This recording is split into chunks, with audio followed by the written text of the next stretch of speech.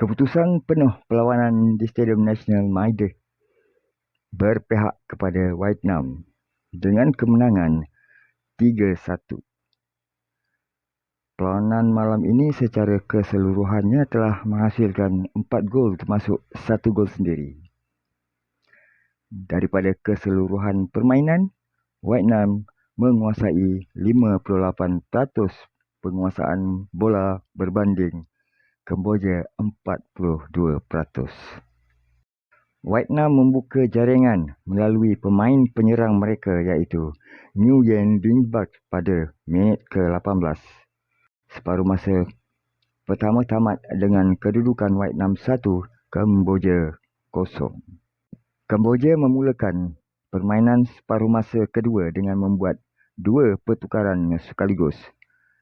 Mereka membawa masuk pemain keturunan dari Brazil iaitu Iago Bento bagi menggantikan Socknet dan Radomon yang masuk menggantikan Sitrai. Kemasukan Iago Bento membuahkan hasil.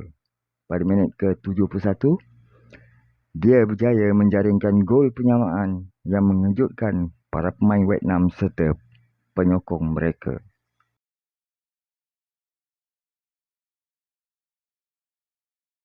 Perlawanan menjadi semakin rancak di mana pasukan Vietnam terus-menerus melakukan serangan dan tekanan kepada bahagian pertahanan skuad Kemboja.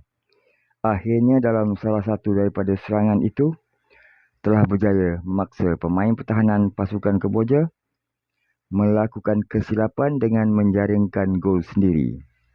Ini terjadi pada minit yang ke-83.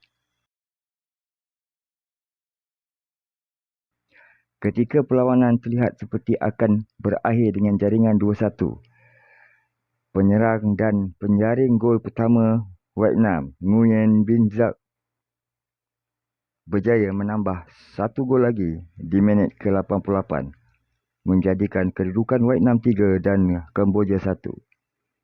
Ini adalah gol peribadi kelima buat pemain ini di dalam peringkat kumpulan. Kedudukan ini kekal sehingga whistle penamat dan hasil dari kemenangan malam ini, Vietnam telah mengesahkan tempat mereka di separuh akhir.